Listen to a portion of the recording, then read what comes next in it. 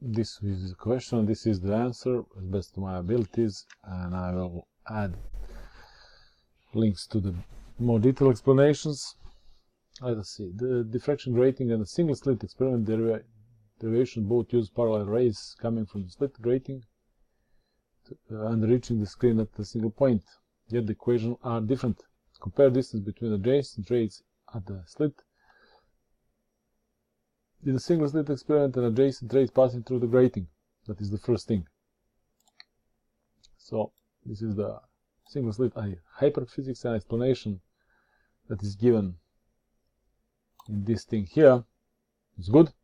So look at it for detailed explanation, but more or less what is happening with these adjacent rays. These adjacent rays does not have any, let's say, path difference, so there is no interference between them. But this one and this one, first and third one, let's say, there is path difference that we could calculate. Then second and fourth one and so on. Or this one and sixth one. Or second and seventh one. Yeah. And these path differences are the same and so on. And because of that, this is the equation. But this is the equation for minimum. Again, good explanation is here, so you could find it here. To focus on this answer for this our question.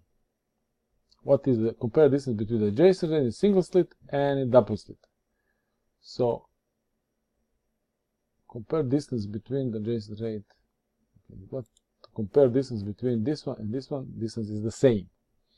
With diffraction rate and that distance when it comes to this, it's different. So path difference is different, as you can see here, for the adjacent rays, and that's why we calculate that. And for the adjacent ray in single slit is the same thing. So we have to take every other there in order to have any kind of path difference. So every other, and so on. That is the answer under A. What is under B? What assumption was used?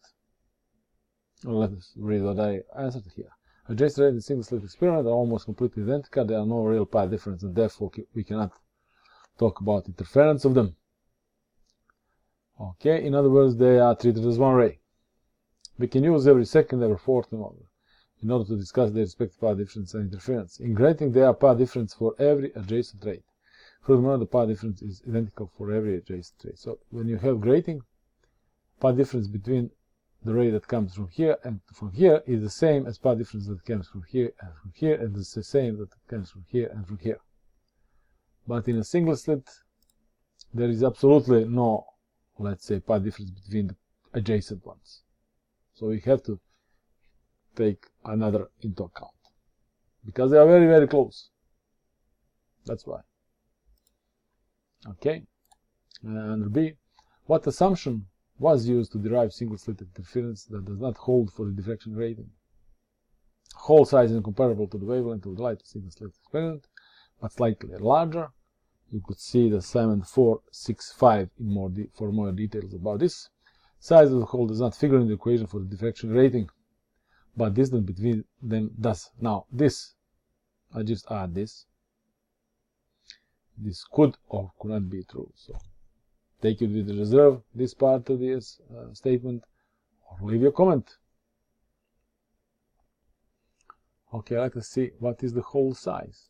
As you can see here in this equation for minimum, condition for minimum, distance, size of the hole is important, and the size of the hole is, let's say, comparable with the lambda. Again, visit 465 assignment for more details about some specific examples. So more or less, because this sign of theta, you have to have solution for 1 if there is any solution, for m is equal 1, and because this sign could only be from -1 to +1, let's say this is minus, let's say this is a 1, so this lambda has to be always smaller than a in order to have this pattern, but has to be close to the a. If this lambda is very small, then it will just pass through it. You never see diffraction when you open the door, or window. Why? Because the wavelength is much smaller than the door. It has to be comparable in order to have this. Otherwise you will just get smudge. So lambda has to be smaller and comparable to dA. And now let's go to the diffraction rate. As you can see here, this d here is distance between the holes. There is absolutely no size of the hole that is figured in this equation. Size of the hole, according to this equation here, is not important in the diffraction rate. So it's very important in single-slit experiment, and there is absolutely not important in here in this diffraction rate. So, but be that as it may, I also think that wavelength has to be smaller than the hole. Now, if you think different, that's fine. You could leave a comment or some link to some specific example. That would be even better to see what's happening. Don't be afraid to make mistakes in physics. A lot of good things came from the mistakes. Okay, there is absolutely nothing more in PDF file, but if you want to donate, you can. For complete written answer, please follow the link in the description. If you want more of this, please subscribe and tell your friends. Now, there is a 465 assignment. There is this one. This is 482, and there will be another 485 assignment.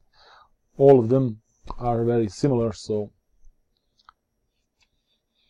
if you want to shed some light on the matter, you could watch all three of them. So 465, 482, and 485.